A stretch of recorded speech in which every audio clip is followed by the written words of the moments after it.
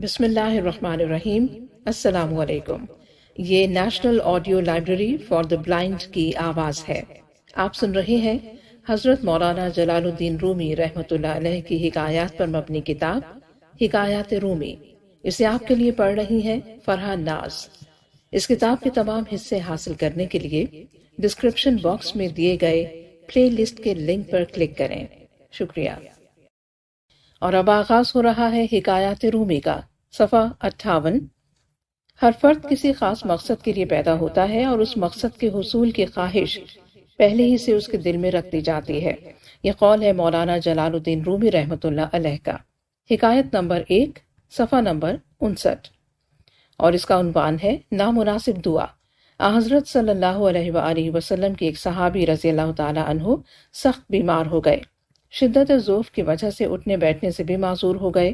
حضور پاک صلی اللہ علیہ وآلہ وسلم عیادت کے لیے ان کے گھر تشریف لے گئے۔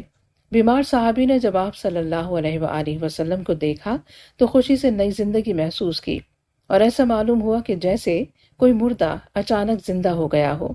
زہی نصیب، اس بیماری نے تو مجھے خوش نصیب کر دیا، جس کی بدولت میرے غریب خانے کو شاہ دو عالم کے پائے اقدس چومنے کی سعادت حاصل ہوئی۔ اس صحابی نے کہا، اے میری بیماری اور بخار اور رنج و الم، اور اے درد اور بیداری شب تجھے مبارک ہو، بسبب تمہارے اس وقت نبی پاک میری عیادت کو میرے پاس تشریف لائے۔ جب آپ صلی اللہ علیہ وآلہ وسلم ان کی عیادت سے فارغ ہوئے تو آپ نے ارشاد فرمایا، تمہیں کچھ یاد ہے کہ تم نے حالت صحت میں کوئی نامناسب دعا مانگی ہو؟ انہوں نے کہا، مجھے کوئی یاد نہیں آتا کہ کیا دعا کی تھی۔ تھوڑے ہی وقفے کے بعد حضور پاک کی برکت سے ان کو وہ دعا یاد آ گئی۔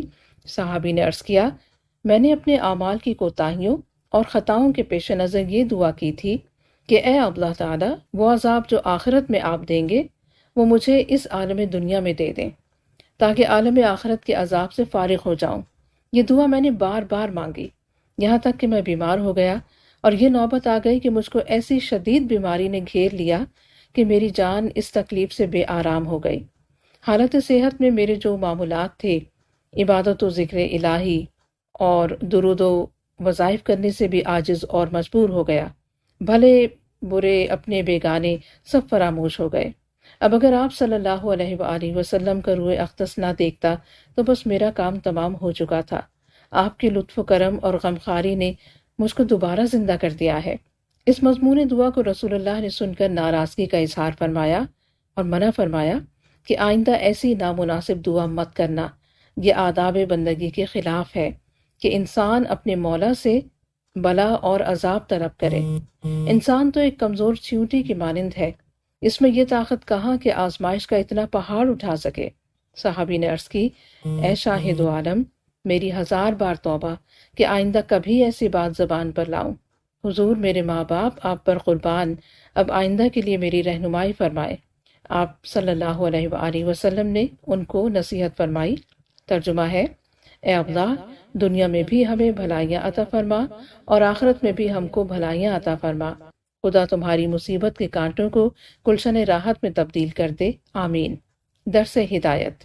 خدا کی طرف سے عطا شدہ نعمتوں کی ناشکری کرنے سے اللہ تعالیٰ اور اس کے رسول صلی اللہ علیہ وآلہ وسلم ناراض ہوتے ہیں۔ اور دوسری بات، نامناسب دعا آداب بندگی کے خلاف ہے۔